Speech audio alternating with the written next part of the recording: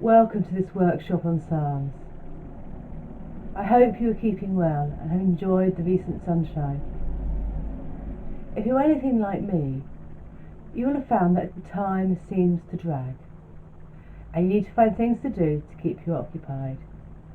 So for me so far, it's been some knitting and crochet, and I've even taken up a new skill, diamond painting.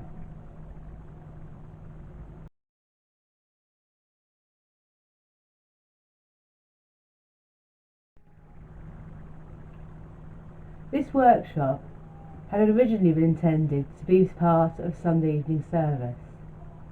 On the third Sunday of each month, we now have a more creative service, drawing on the experience of those in the congregation, sometimes followed by a workshop or discussion. I'm no expert on writing psalms.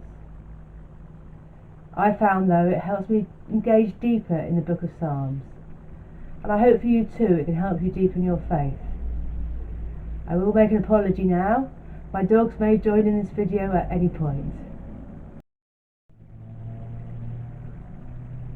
I'm going to show you 3 methods of writing a psalm for yourself.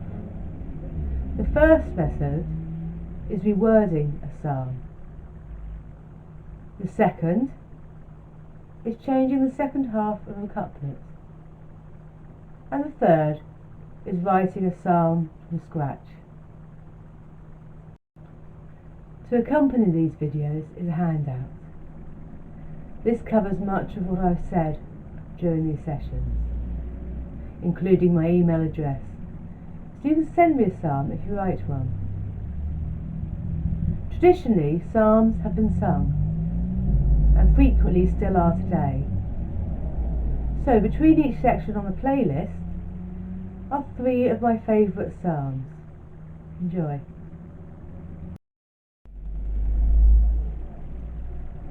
I'm going to start by looking at the commonalities across the methods. Firstly, honesty. Speak from inside yourself.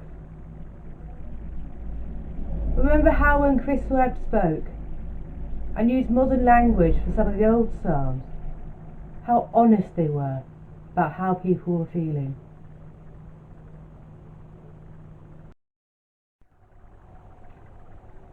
Relax. Go with the flow. I find I write best when I let my imagination run wild, when I write down anything that I'm thinking about. I can then edit it afterwards into a finished product.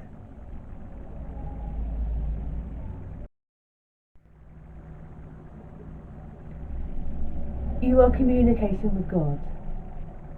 That doesn't mean you need to be pious and prim. You can reveal those gritty bits too. God already knows them. Make it as descriptive as possible. Use lots of adjectives, metaphors, and similes. Now, for those of you like me who are never sure which is which or what means what in the English language, I'll give you a simpler description. Adjectives are descriptive words. So, for example, it was an obnoxious smell, an overwhelming crowd. Metaphors symbolise things indirectly, often putting 2 words together that don't seem to go together. For example, tears were a river. The classroom was a zoo. The wind was a howling wolf, all creating a picture. And similes compare things directly. Examples: his eyes were as deep as the reservoir. The water flowed down the road like a river.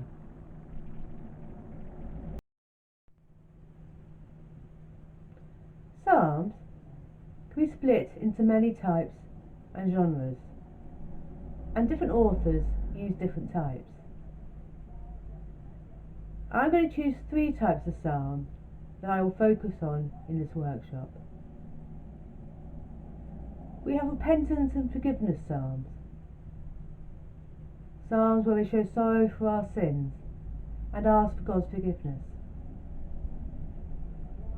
We have psalms of lament, where we are distressed, calling upon God for help. And we have psalms of praise and thanksgiving, where we are thanking God for all He has given us. You'll find examples for all these types of psalms on the handout. And one final thing before we try writing a psalm. Psalms can be individual or corporate.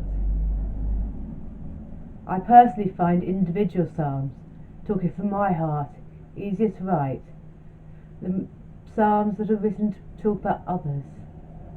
But you may find talking about others easier.